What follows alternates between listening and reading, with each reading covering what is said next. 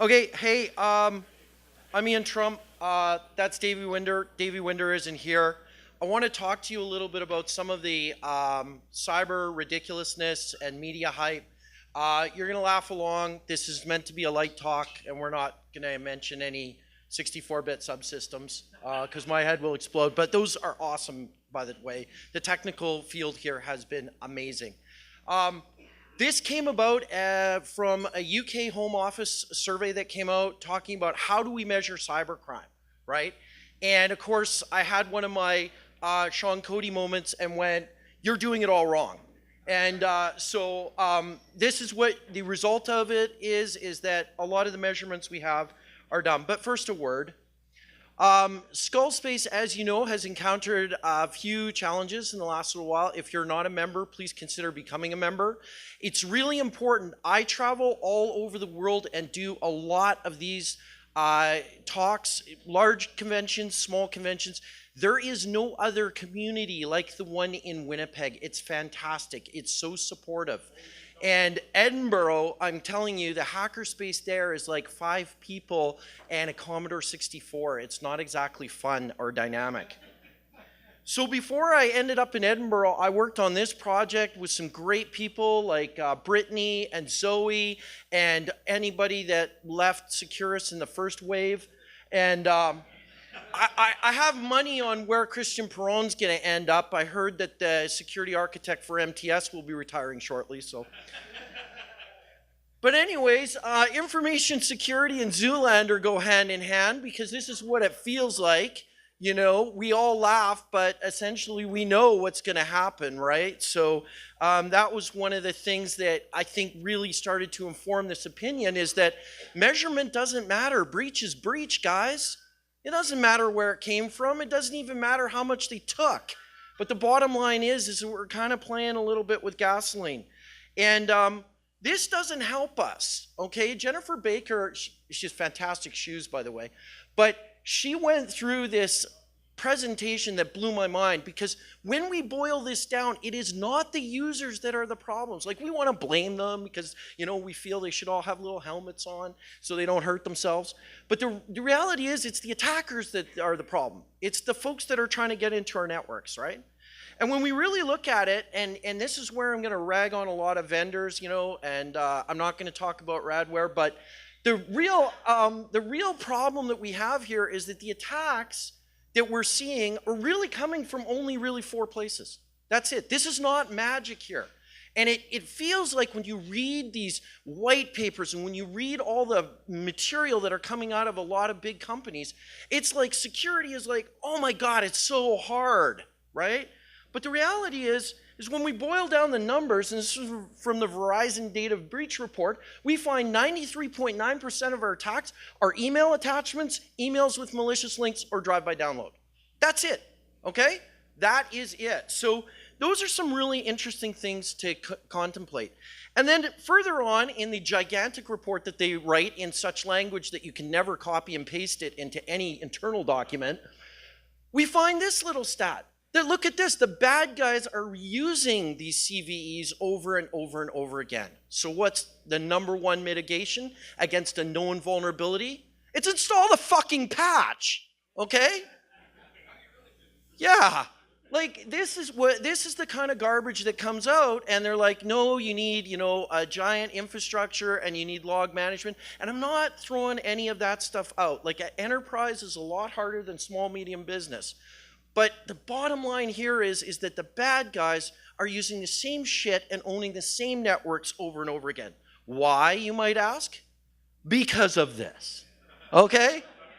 Here's Ian Trump's mitigation strategy, actually Liquid Indian's mitigation strategy for cybercrime, okay? That's it. Just do those 3 things.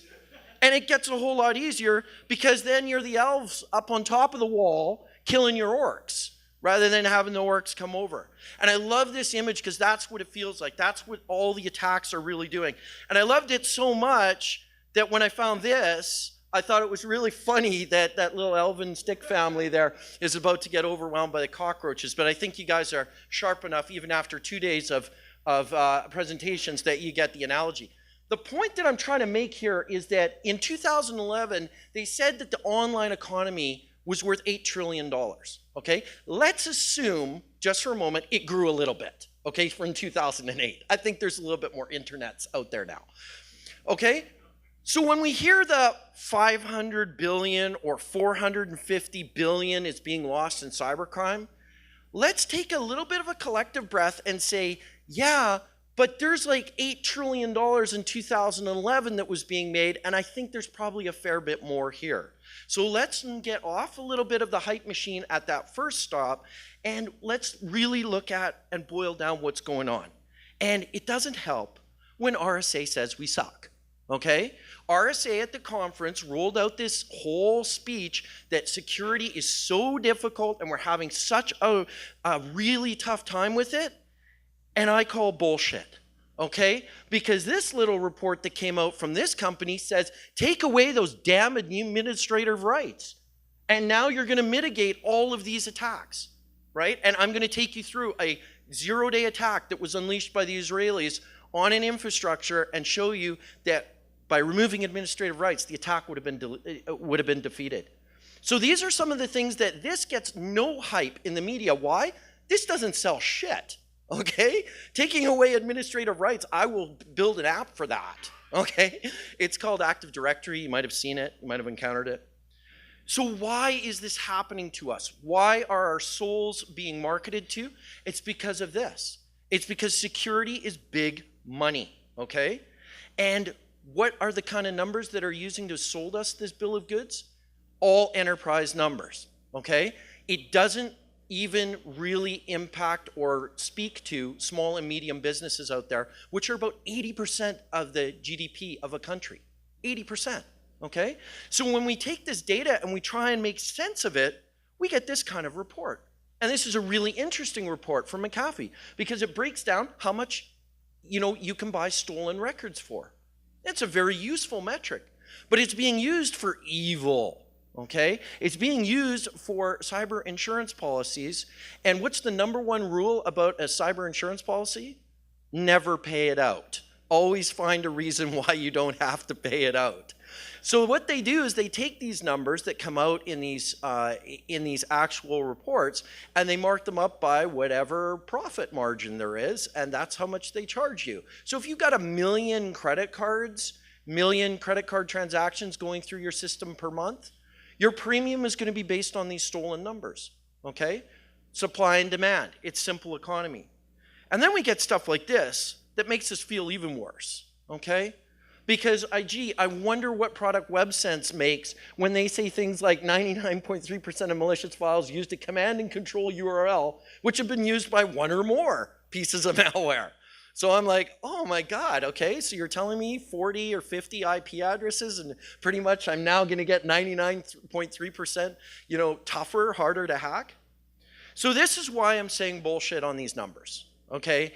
The bottom line is that what you're trying to do is you're trying to equate the cost of that data breach in some sort of real number so that you can go and talk to your management about risk. And here's the problem, right? Pinon says $201, Verizon says 58 cents. Okay, same data, okay, in the reports, have a look at them. That seems to be, I'm gonna say, a bit of a range, all right? Now, one of the problems is this is not being included, okay? What is not included here is the cleaning and the pizzas and all the bottles of water that are put into the war room post-breach, okay? But more importantly, it doesn't count the class action suits. Why? Because there hasn't been any decisions yet on those or damages awarded. So bottom line is, we don't know how much a fucking record is worth. We just don't. We can guess a little bit, but the bottom line here is when you look at one of the most famous hacks, which was RSA, the bad Chinese people, they stole one record. Okay, they stole the algorithm to generate those RSA token numbers, one-time passwords.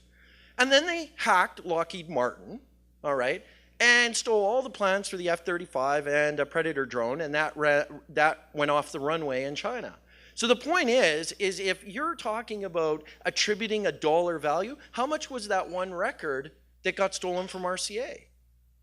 Well, it was worth probably the entire cost of the intellectual property of the F-35. So does that make any sense at all? I don't think it does. So what I want to do is go through a few attack concepts with our lovely host, Taylor Swift.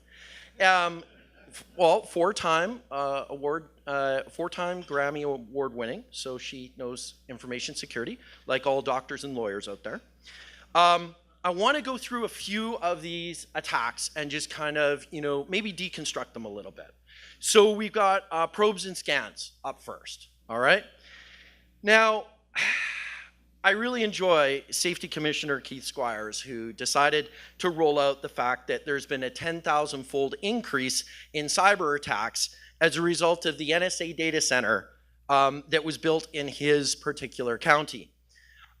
These are not attacks, okay? So back in 1999, there was this dude that scanned a network, got hauled up on charges for Computer Fraud and Abuse Act.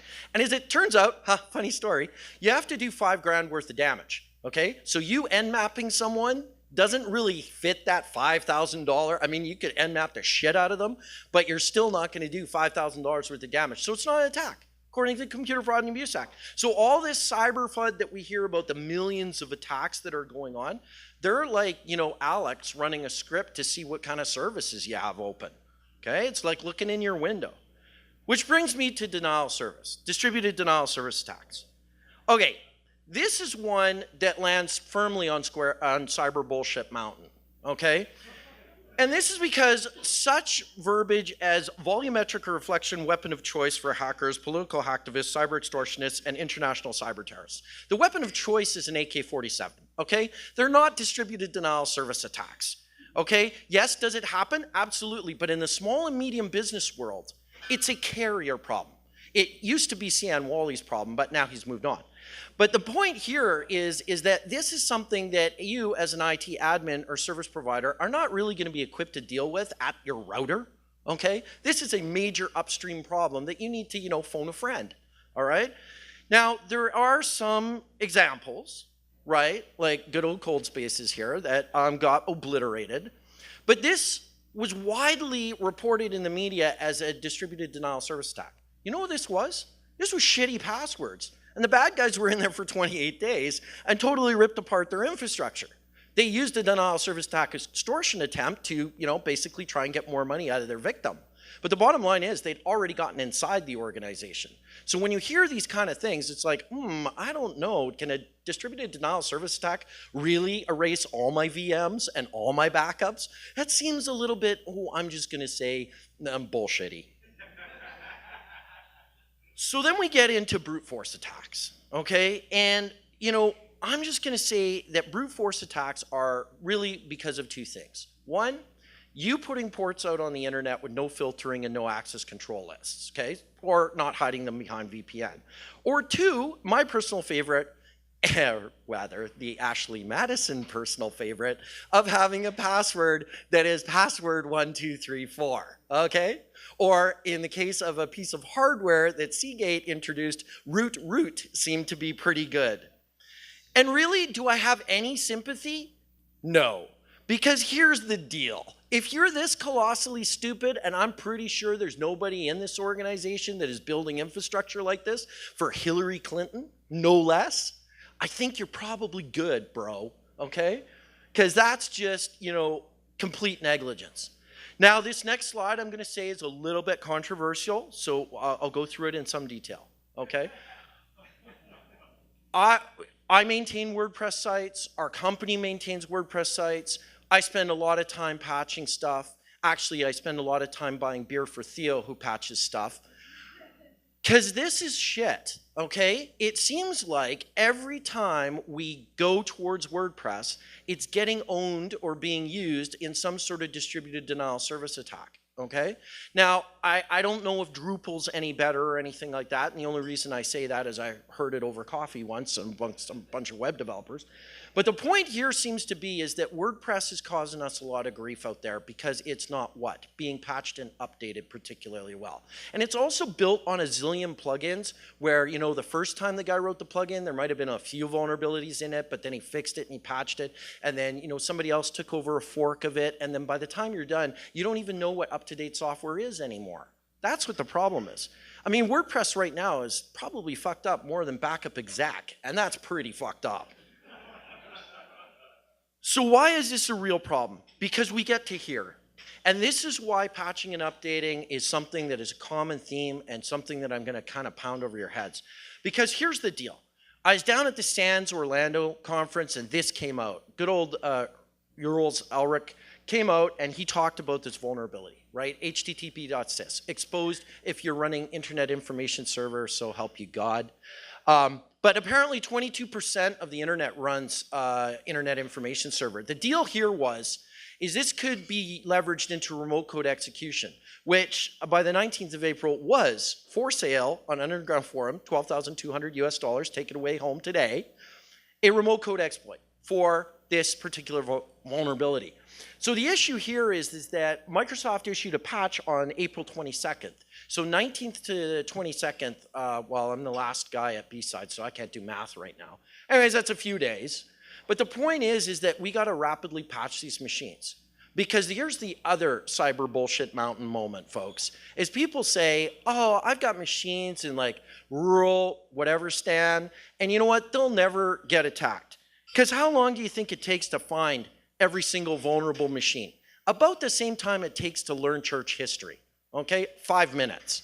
You can scan the entire IPv4 address space using some tools and find those vulnerable servers. So the idea that somehow geographic proximity to, exploit is complete horseshit, and every time I hear it, I just want to punch somebody. How are we doing? Good? Okay. How's the swear words per second? All right? Okay. All right. Yeah, well, we're on to phishing, so that'll be fun. So phishing attacks, right? #1 criminal attack vector, okay? So why do we put an email server alone out there on the internet with no filtering in front of it, okay? This is a problem. And this is a problem because our users click on shit. That's all they do all day long, click on shit. And the problem is some people send them stuff that they shouldn't really click on. It can be in email, for instance, or it can be social networking, or it can be a whole bunch of different things. So here's one of the biggest problems that we have is that a major breach, you might have heard of it, right? And what does the White House come out with? Like 5 basic things that we probably are already doing if we're at BSides, and if you're not at BSides, then you're probably working for MTS. But the point here is that this is easy shit to do, okay? Okay, granted, 2-factor authentication is a little bit more difficult, especially in some infrastructures, but this is small business. Go and see my Duo friends. They'll put 2-factor authentication in front of any of your shit. Okay, so this is not impossible to do. And what I'll translate for you from White House speak, strengthening controls for privileged administrative users actually means remove administrative rights for your users, all right? Followed quickly by the FBI, who use language such as social engineering or computer intrusion techniques, okay? Computer intrusion techniques. Who here has an anti-computer intrusion technique device? No one. What they should have said is an email with a damn link or an attachment on it, okay? So again, the FBI here is not really helping us because they're not giving us clear and concise threat information about what the bad guys are doing. They use this kind of verbal garbage, all right? Now, to be honest, the type of attack that they're trying to protect you from here is basically a guy like Ron picking up the phone, calling you, and asking you for money. That's about the level of sophistication going on here. So we move on to drive-by download, all right? Now, drive-by download increasingly being used by cybercrime exploit kits, but honestly, this is because you're not patching your websites. And the bad guys are taking them over and they're using them to host all sorts of malware and push out all sorts of spam. So if, again, we go back to our patch management piece here and we write code and we write good code and we put it up there, we're going to solve this cybercrime problem instead of standing around going, oh my God, yeah, that was really bad. All right, so we move on a little bit. Web be dangerous. Yeah, absolutely it is, okay? Back in the old days when the internet was rainbows and ponies, everybody was having a really good time. And then came along criminals and they spoiled it. So what we need to do, quite frankly, is just start taking back the web. So if you find something online that does a malicious infection, take the time out to try and figure out who you can contact and tell them to fix their shit. all right? Otherwise, report them to Spam House or other places like that and make their lives difficult because they just made your lives difficult. There's legal ability to hack back now. So spear phishing attacks. Again, I like to talk a little bit about these because this is not so much of an IT problem as it is a human resources problem, okay? People are getting hired, right? And they're being onboarded and they're not given any computer usage or computer security training. So how does this become an IT problem? If we're not actually screening these people against being idiots, then you know what? We're just gonna lose the battle, all right? Because they're gonna click on stuff faster than we can repair their machines, for God's sakes. And this is another piece that I really want to talk about, is that we're not dealing with magic here, okay? Yes, there are advanced persistent strains of malware out there that are truly evil and stealthy, but the vast majority of this shit does these four things, or one of these four things, right? So again, when you're talking about the cyber crime infrastructure and all these horrible things that are coming out here, if you just take some steps, right, you can really lock down your environments pretty darn easily. Even against these guys. Dun, dun, dun, APT. Woo! All right. So yes, nation state resources are scary. Really talented Russians are scary. And maybe Israelis, and maybe Americans, and Canadians, New Zealanders. Basically, the bottom line is there's some scary dudes all over the place, all right? Most of them work in Minsk.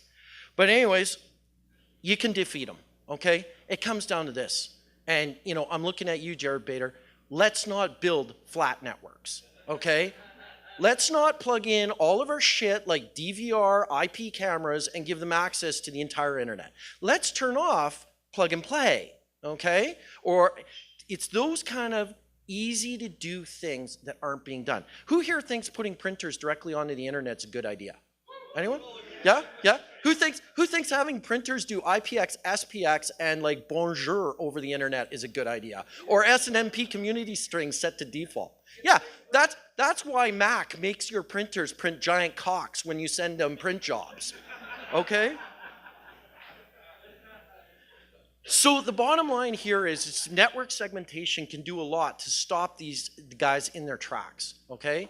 Network segmentation will allow you to control what's going on, right? So in a standard network, who thinks here that, you know, workstations should be able to send email through SMTP protocol? Probably not a lot of you, okay? Or other crappy things that they're doing, right? Or egress filtering, which is not being done at all in small and medium business. In general. Enterprise companies are doing it, but here's the problem.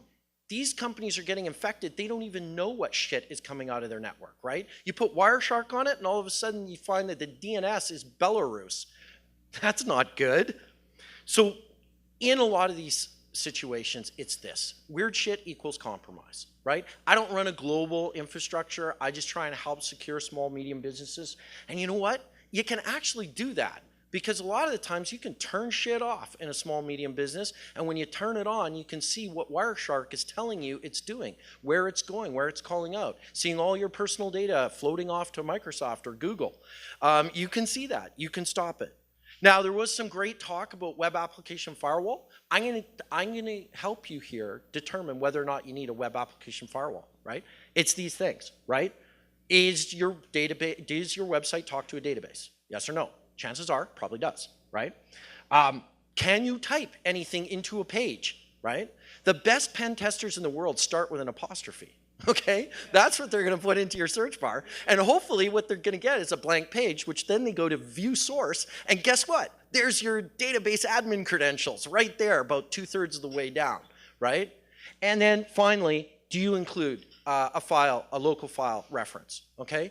Now, I'm not saying that web application firewalls are like the dream thing here. But if there were a whole lot of these in front of a whole lot of websites, we would have a lot less of a cybercrime problem out there. And they've come down way down in price. So that's another thing to think about. So let's get into one of these.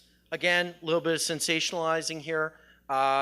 We're talking really about NSATAO. Big report came out, cybercrime of Death Star people. Really, what they were talking about was what researchers had told us in 2009 at CanSec West. We can infect a BIOS. Who here is absolutely shocked that things like firmware and BIOSes can be like reprogrammed for evil? No one. But this was the largest downloaded report from Kaspersky's website, for God's sakes, right? And all it was rehashing a bunch of attacks, which if you're a intelligence service, you should be able to do, because if you can't, you probably should be fired, is what I'm saying. So it brings us to these, okay, Pawnstorm and Temp Monkeys, right, and ants. So you're gonna love this, cyber media frenzy here, a cyber media orgasm, as it were. So Pawnstorm attacked the Polish stock exchange, yes, they have one, and they left a bunch of data and signed it off with Allah Akbar, right? So of course, that was a Middle East jihadist group, right? Attribution over, we know who the bad guys are, right? Yeah, it turns out it was the Russians, and James Clapper had to get up and say, yeah, they seem pretty sophisticated. Fast forward to Temp Monkeys, videos of monkeys in phishing emails. Monkeys are so cute. Well, but monkeys don't live in Russia, so absolutely the Chinese did it again, right? No, it turns out Russians. So also the same group that blew up that that smelter, Tyson Group, you know, again, who here thinks putting a smelter on the internet with an IP address is a good idea? Probably not. Yeah. So why then, this is my favorite, because we're all safer now, guys. We've signed a cyber treaty with China, and we're only gonna attack each other for non-economic reasons. Okay? Now, why did we have to do this completely farcical thing? We had to do it because a year before this, President Obama basically signed into law a executive order that said, we shall punish anyone that comes in. I don't do a good Obama imitation, but we shall punish anyone that attacks American businesses and causes damage. All right? So we had to have a treaty. All right? Yeah, it's good. And then we get statistics like this: 81% of healthcare executives say their organization has been compromised by at least one malware bot or other kind of cyber attack. 81%, okay? Brought to you by KPMG, the preferred vendor for healthcare. So this is the problem, right? We take these numbers, we bastardize them around. And then we get into these terrible situations where, you know, we start suing each other because people are doing a shitty job. These guys at California healthcare provider Cottage Health Systems aren't getting their cyber breach insurance payout. Why? Well, because they failed to patch their systems in 30 days, okay? An SLA of 30 days, even I can't fuck that up, okay? Well, no, I could be away on vacation, or, and I do apologize, because one of the reasons why BSides is now 12 noon to evening is because the last time we had a BSides, I got a little drunk, ended up in Portage la Prairie, and had to make my way back. Let's do this last one here, okay? Because this is really quite hilarious. So there was an attack called the Carbanic attack, okay? And these guys sent a bunch of files, okay? It's a bunch of exploits to Russian banks. And what do we know about Russian banks? Well, chances are they have great perimeter security, but probably not so good on the inside. Well, it turns out, funny story, they used actually exploits that were patched. So again, they put together a little packaged, little phishing email. And also the Trojan that they then used to take over. But the really funny part of this story is that you see the loss, 300 to 1 billion. You're going, wow, that's kind of a big number. How come they don't know exactly? Well, here's how the attack went. Once they'd taken over the machine, they threw up a screen that basically said there was a problem with your user ID and password. Would you please call our fake call center while we verify your identity? Meanwhile, in the background, the hackers have taken over and authenticated using two-factor authentication and are busy transferring all this money to like Peruvian and Venezuelan banks, okay? And laundering it all over. They don't know how much money they lost. And all because they didn't have patched and up-to-date software, and they weren't running antivirus on their endpoints because the actual Trojan that they used to take them over was 3 years old, okay? So this is the kind of thing. So I hope we've had a lot of fun. Basically what I'm asking you guys to do is use your own kind of judgment and take a deeper look at these attacks. Move away from sensationalism, move away from, you know, the consequences of the breach, and figure out how the bad guys are getting in, right? Who they are really doesn't matter, right? Breach is breach.